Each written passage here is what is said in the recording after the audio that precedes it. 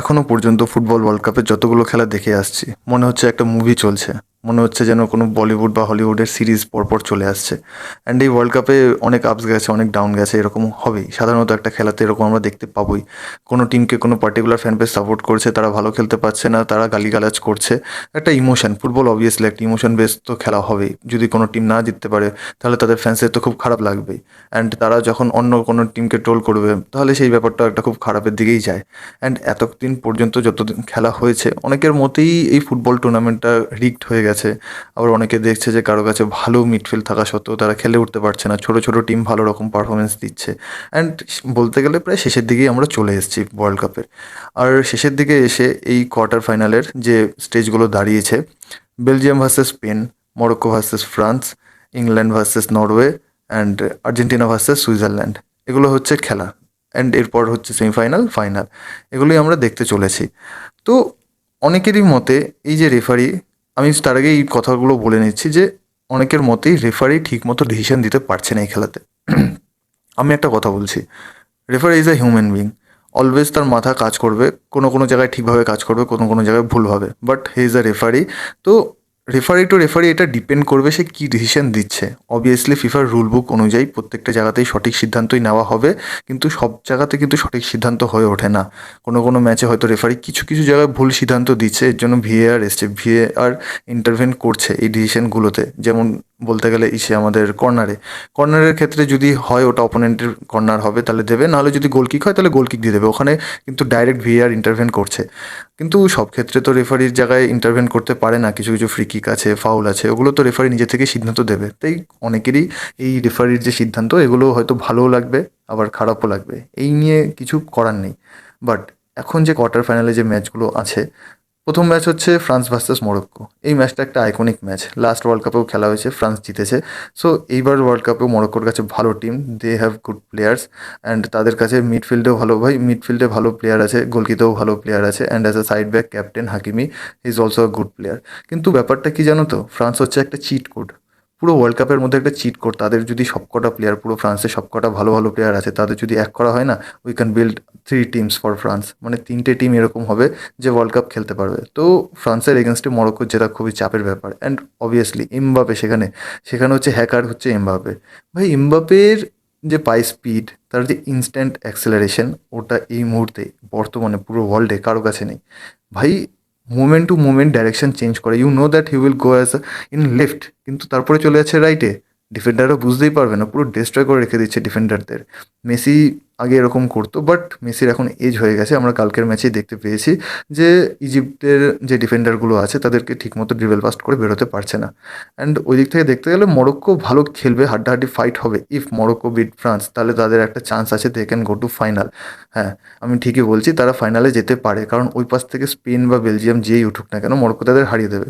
কিন্তু ওই পাশ থেকে স্পেন আর এই বেলজিয়ামের খেলাতে, ইফ স্পেন উইন্স অ্যান্ড ওই দিক থেকে ফ্রান্স যদি জিতে যায়, তাহলে কিন্তু ফ্রান্সকে স্পেন হারিয়ে দিতে পারে। এরকম ভাই হবেই, যদি স্পেন হারিয়ে দেয় বেলজিয়ামকে অ্যান্ড যদি সেমিফাইনালে ওঠে, তাহলে কিন্তু তারা ফ্রান্সকে অবভিয়াসলি হারাতেই পারে।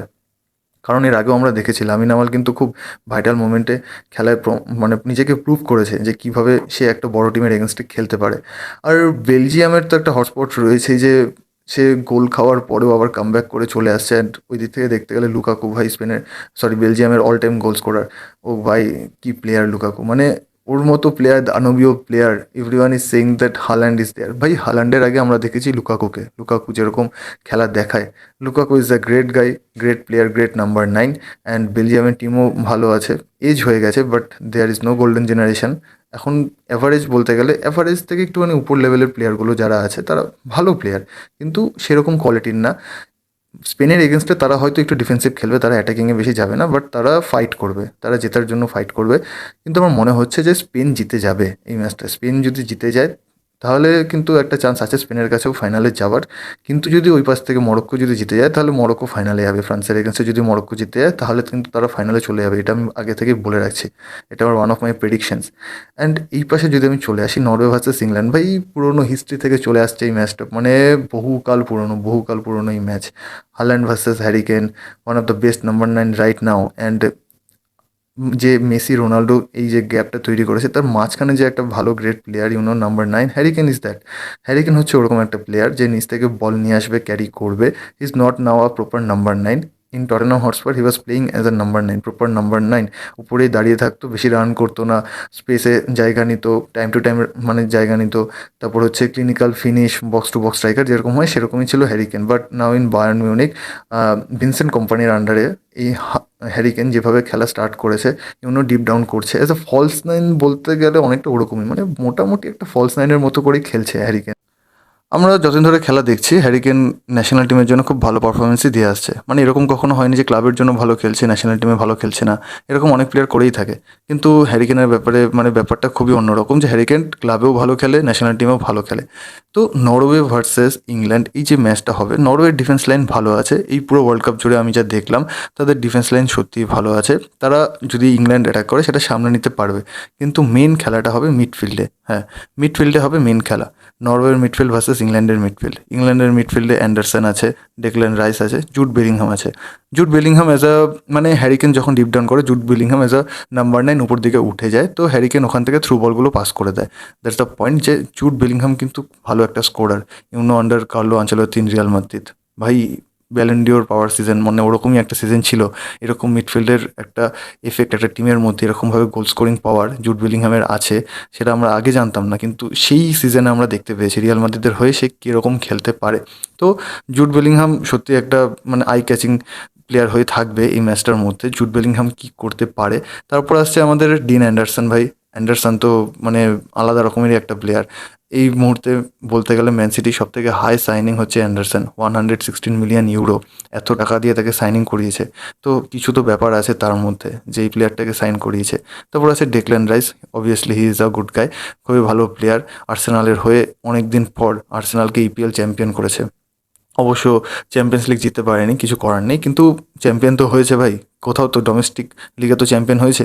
তো এই যে মিডফিল্ড ট্রায়ো, এই মিডফিল্ড ট্রায়ো কিন্তু খুবই ভালো। কোনো কোনো সময় ভচকে যায় অবভিয়াসলি ভাই, হ্যারিকেনের মতো তাদের পারফরমেন্স না যে ক্লাব অ্যান্ড কান্ট্রির জন্য দুটোতেই খুব ভালো পারফরমেন্স করবে। ডেকল্যান রাইসের পারফরমেন্স আমি সেরকম দেখতে পাই না, কিন্তু অ্যান্ডারসন কিন্তু খুব ভালো পারফর্ম করছে এই ওয়ার্ল্ড কাপে।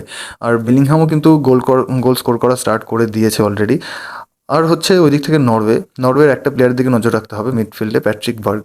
বোডো গ্লিম্ট প্লেয়ার হয়, বোডো গ্লিম্টের রান তো তোমরা জানোই, যে এই মানে গত সিজনে যে চ্যাম্পিয়ন্স লিগ ছিল, চ্যাম্পিয়ন্স লিগে কীরকম পারফরমেন্স করেছে বোডো গ্লিম্ট। আলাদা রকম, মানে ওরকম পারফরমেন্স লাস্ট টাইম আমি দেখেছিলাম অ্যাজাক্সের কাছ থেকে। তারপর হচ্ছে এই বোডো গ্লিম্ট, একটা ছোট টিম হয়ে যে কোনো বড় টিমকে ভয় না পেয়ে কীভাবে পারফর্ম করতে লাগে in big matches against Man City. ম্যান সিটিকেও গোল স্কোর করেছে তাদের এগেনস্টে। তো এরকম টিমের হয়ে এই এই যে এই প্লেয়ারটা প্যাট্রিক বার্গ, এই প্লেয়ারটা কিন্তু ফার্স্ট ইলেভেনে খেলে নরওয়ের। অ্যান্ড এর ওপর নজর রাখতেই হবে, কারণ ব্রাজিলের এগেনস্টে কিন্তু এর পারফরমেন্স খুব ভালো ছিল। খুব ভালো রান করেছে, মিডফিল্ড ভালো রকমভাবে ডমিনেট করেছে ব্রাজিলকে। ব্রাজিলের ওরকম এত ইন্ডিভিজুয়াল ট্যালেন্টালা প্লেয়ার থাকা সত্ত্বেও। আর মার্টিন ওডেগার্ড, আর হচ্ছে আরেকটা প্লেয়ার আছে, প্লেয়ারটার নাম আমি জানি না কী নাম। কিন্তু এই যে মিডফিল্ড যে ট্রায়ো, এদের মধ্যে হচ্ছে কম্পিটিশন, যে মিডফিল্ড ডমিনেট করতে পারবে they will win the match, এটাই হচ্ছে কথা। তো ইংল্যান্ডের কাছে অ্যাটাকিং কিন্তু ভালো আছে, প্রথম কথা। এক সাইডে অ্যান্টনি গার্ডন, সে না থাকলে র্যাশফোর্ড, দেন হ্যারিকেন, তারপর হচ্ছে ম্যাডওয়েকে, নাহলে সাকা। ভাই অপশান তো আছে, তোয়েলের কাছে অপশান আছে। কিন্তু মাঝে মধ্যে ইংল্যান্ডের ডিফেন্স একটু নড়বড়ে হয়ে যায়, তাদের কাছে প্লেয়ার থাকা সত্ত্বেও তাদের কাছে নড়বড়ে হয়ে যায়। অ্যান্ড অবভিয়াসলি নরওয়ের কাছে মেন হাতিয়ার ভাই হাল্যান্ড। হাল্যান্ড ভাই মেগালেসকে যেভাবে বক্স করে দিয়েছে, যেভাবে তার মজা উড়িয়ে দিয়েছে, তো হাল্যান্ড অবভিয়াসলি একটা খুবই একটা মানে মেন একটা অস্ত্র হবে নরওয়ের জন্য। সে গোল স্কোর তো অবভিয়াসলি করতেই হবে তাকে এই ওয়ার্ল্ড কাপে টিকে থাকার জন্য। কিন্তু আমার মনে হচ্ছে যে নরওয়ের রান এখানে শেষ হয়ে যাবে এগেনস্ট ইংল্যান্ড। তারা ভালো খেলার চেষ্টা করবে, but England will win, and England সেমিফাইনালে চলে যাবে। আর সব শেষে আসছি আমি সুইজারল্যান্ড।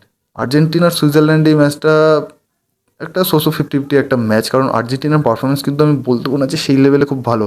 2022-এ যেরকম পারফরমেন্স করছিল আর্জেন্টিনা, সেই রকমভাবে পারফরমেন্স আর্জেন্টিনা এবার আমি দেখতে পাচ্ছি না, একদমই দেখতে পাচ্ছি না। হতে পারে যে 20 মিনিট 30 মিনিটে সেরকম একটা ঝলক আমরা পাচ্ছি যে হ্যাঁ এরকম খেলছে, কিন্তু তাও আর্জেন্টিনার পারফরমেন্স সেরকম নেই। সুইজারল্যান্ডের সাথে যদি জিতেও যায়, ইন কেস যদি জিতে যায় আর্জেন্টিনা, তারপরে গিয়ে ভাই সেমিফাইনালে ইংল্যান্ডের কাছে হারবে।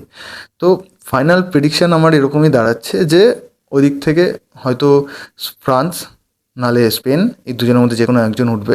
আর এদিক থেকে ইংল্যান্ড ভাই শিওর শট আমি ধরে রেখেছি যে এদিক থেকে ইংল্যান্ড উঠবেই ফাইনালে, অ্যান্ড ওদিক থেকে ফ্রান্স আর স্পেন। আর ওয়ার্ল্ড কাপ উইনার হওয়াটা এইটা প্রেডিকশন করাটা একটু চাপেরই আছে। যদি ফ্রান্স ওঠে বা স্পেন ওঠে ইংল্যান্ডের এগেনস্টে, আমি মনে করি যে ফ্রান্স বা স্পেনের এগেনস্টে ইংল্যান্ড একদমই জিততে পারবে না। তো এবারও হয়তো হতে পারে, দেখতে পারি, we can see a new champion. ঠিক আছে, স্পেনও হতে পারে সেটা। ফ্রান্স যদি ওঠে তাহলে তো কিছু করার নেই, ফ্রান্সও হয়ে যেতেই পারে ভাই, ফ্রান্স হচ্ছে চিট কোড। কিন্তু ভাই ছেলেপেলের মধ্যে দম তো আছে, স্পেনের ছেলেপেলের মধ্যে অবভিয়াসলি একটা দম আছে, ইংল্যান্ডের ছেলেপেলের মধ্যেও আছে। তো ফ্রান্সের এগেনস্টে তারা কীরকম করতে পারে সেটাই হচ্ছে গ্রাউন্ডে দেখার ব্যাপার। সো দেখা যাক।